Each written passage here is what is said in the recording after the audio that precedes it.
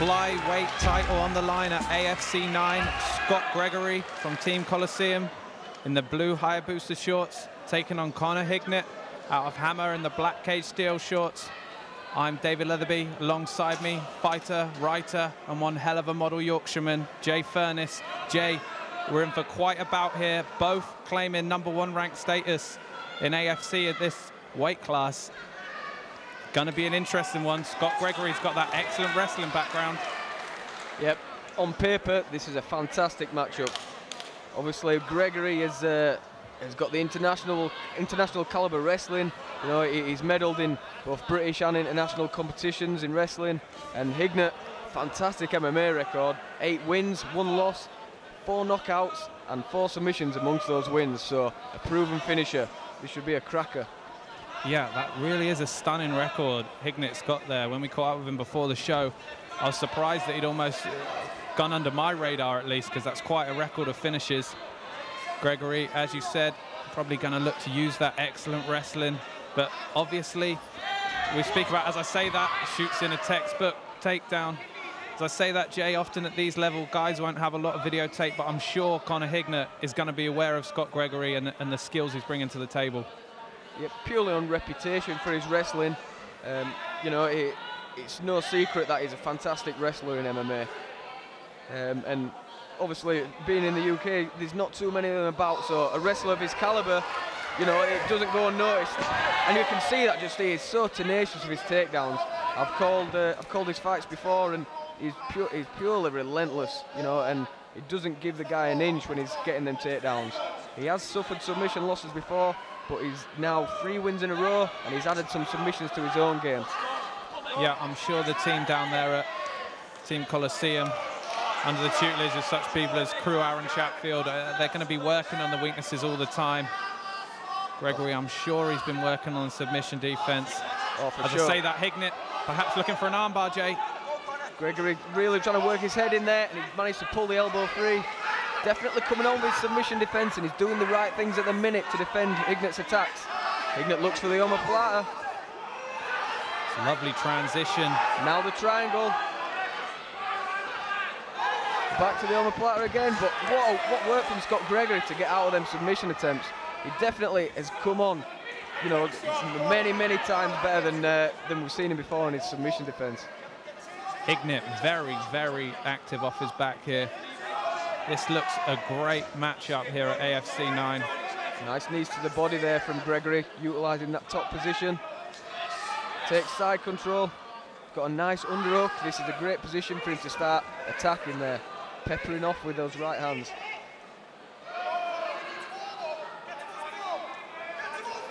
Hignet's corner calling for him to get the wall, try and use that, get back on his feet. Might nip out the back and take the back here, Jay. I think that's what he's looking for. Yeah, he's done a great job of it. He's almost all the way out, but it's just that underhook that Gregory's got there that's stopping him from coming all the way out to the back. Perfect arm position there, managed to keep on top. Finishes the round off with some heavy punches. Nice finish to the round there from Gregory. That's a great round for him. I'd say that's one in the books. Great technical round that would grace any pro card, certainly. Scott Gregory using his aforementioned wrestling background to stifle Conor Hignet, but Hignet looking dangerous, Jay. Yep, definitely. He's so active off his back. But Gregory, you know, I believe he started out his amateur career going, you know, with 3 losses, you know, which is hard to take, but he's worked diligently and he's added the submission game. You know, he's got offensive submissions, and he's so good defensively now compared to, you know, how we've seen him before. He really has come on as a more well-rounded fighter, and it's great to see. But Hignet, with 4 knockouts and 4 submissions on his resume, you know, he's going to be dangerous at any point in this fight. Yeah, I mean, when you look at, obviously, the excellent wrestlers that have been through the years in the American scene and over in the UFC, a lot of those wrestlers, you know, your Matt Lindlands, your Dan Hendersons, with that wrestling pedigree, they will have a submission game as in being almost impossible to submit, not necessarily attacking, but they get to a level with the wrestling where they can just avoid any sort of ground attacks, you know, triangles, arm bars, that sort of thing. And it definitely looks like Scott Gregory is really developing that way. a crushing top game. And just subtle tactics like keeping that underhook so Hignet could come out to his back. You know, just little things that improve his game tenfold. Beautifully caught the kick there. Did Scott Gregory. Passes straight to side control again. Hignet holding on to the head, but he's going to struggle for anything from that position. And as we say it, he gives it up. Not a position Conor Hignet wants to be in. Scott Gregory on top, especially under these shorter amateur rounds.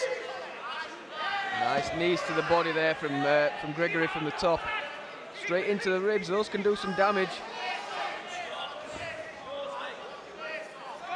And he's really isolating the arms, so he's opening up the ribs to dig those knees in. That's a deceivingly tough shot to take. Textbook performance so far from Team Coliseum. Scott Gregory in this flyweight title encounter at AFC 9 here in the Liverpool Olympia.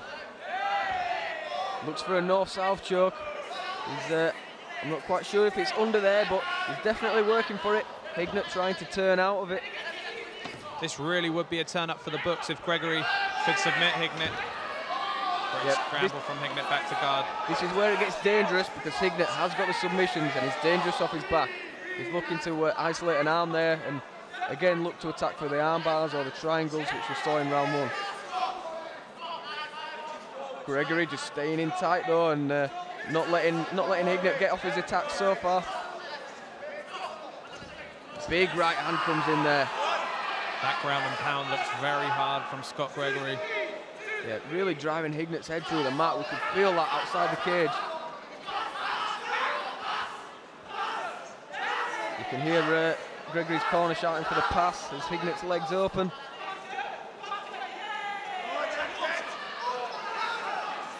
The danger comes when you get too committed to throwing the ground and pound. If you've got a guy who's good off his back, he can try and work for the submissions. But now Hignet is just tying up that arm. Oh, crucifix position. He's got the arm trapped. The left hand's peppering in. Leon Roberts taking a close look at this. Hignet's done a good job of getting to his knees. But Gregory's out to the back and he's got one arm under the chin. Oh, he's done a great job there as Hignet of turning back in. He's trying to throw some strikes from the bottom, but Gregory is doing a great job from the top.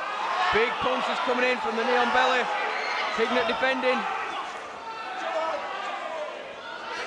Relentless with his ground and pound assault. A lot of these are getting through, Jay, 10 seconds to go. I don't think Hignet's hurt. He's doing a great job of just staying in the game, but referee Leon Roberts is not far off stopping this one. And that time, called the end of the round. Hignet has only just survived the onslaught. Literally saved by the bell. What a round for Scott Gregory. I mean, we'll see in the third round just how much he'll be blowing after really putting the pressure on there at the end of the round. But, you know, they don't come any fitter than the wrestlers. You know, some of the regimes these guys go through, you know, for another 3 minutes, you'd assume Scott Gregory's going to be good to go. But Hignet, tough guy, he's taking a lot of punishment there. You know, we'll have to see how much it's taken out of him in round 3. Yeah, Gregory's ground and pound looks so hard towards the end of the round. And what I like about that, Jay, is he obviously chose his time, to use it. You know, he wasn't overcommitting in the first round. He felt his guy out. He was in top position for quite a period in the first round. And in the second, he felt comfortable to unleash those shots. Like you say, he doesn't want to overcommit and give up an arm. But very measured round from Scott Gregory. I've been very impressed with this guy so far. Yep, and what's so impressive is, I mean, look at Hignet, 8-1, all finishes, and you know, he's got 3 other titles to his name. So this is a fighter that is very, very talented and has achieved a lot in his young career. And Scott Gregory has dominated him so far. Make no doubts about it. Let's see what Hignet has to offer in round 3. He certainly needs a finish. Let's see if he's got one in the tank. Yeah, I don't think he's going to be keen to work off his back, and he's going to have no choice because of the textbook takedown from Scott Gregory again.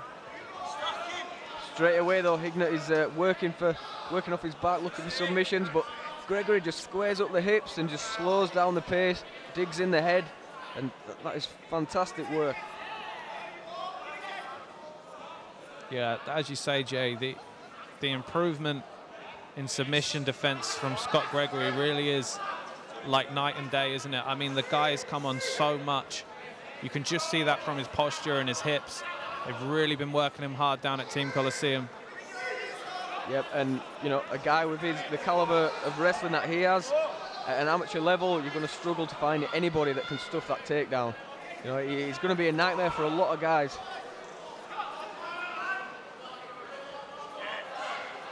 Again, you know, he's not giving too much up. He's just letting the shots go, just enough to stay on top so far. And, you know, he's dominating from this position. He doesn't need to do any more, but as we saw, when he wants to explode and throw that ground and pound, it is vicious. He's just biding his time, waiting until the shots come, and then throwing them. Gregory, body, head is the call from the corner. Hignet looking for the submissions, but especially from the guard, when you're in the final round, you start getting sweaty. It's really hard to work the submissions from there to lock up any submissions when it's going to be really slippy. And Gregory knows it, and he's got good posture, and he's just punching away. Just working methodically from the top. When the pass comes, when it's there, he takes it, but he's in no rush, and no reason he should be, because he's 2 rounds up, and he's on his way to winning the 3rd. Yeah, any hint of movement from Hignet, he's squaring up those hips excellently, and any gap he's looking to pass to half straight away. Really is a clinic being put on by Scott Gregory at the moment in this flyweight title bout. Saying that, Conor Hignet looking for the arm, maybe moving to an omoplata. Difficult to see from our vantage point, Jay. If this is close, he's looking for an armbar. This would be a turn up from the books. Gregory defending it well. The arm is not extended just yet. He's working his way on top, and there's only 10 seconds left. Hignet needs to throw everything into this attempt, but I don't think he's going to have enough time. Scott Gregory looks comfortable. He's just going to bide his time, I think, and take this flyweight title, excuse me. What a performance from Scott Gregory. Conor Hignet, a worthy challenger, certainly. I mean, both these fighters, Jay, look to have an excellent future at pro level, but what about Scott Gregory and that improvement in his submission defense? Yeah, such a consummate performance. He fended off everything that Hignet threw at him, and when he got the chance, he was vicious with his ground and pound. You know, and what can we say about his wrestling? You know, there wasn't even a chance that any of them takedowns were getting stuffed. His shots were so explosive, and Hignet was on his back, you know, before he even knew anything about it. So that's a great performance from the Team Coliseum, man, and 4 wins in a row. Yeah, we will await the official decision, but surely it's just a formality. Scott Gregory to become a very worthy flyweight title holder here at AFC.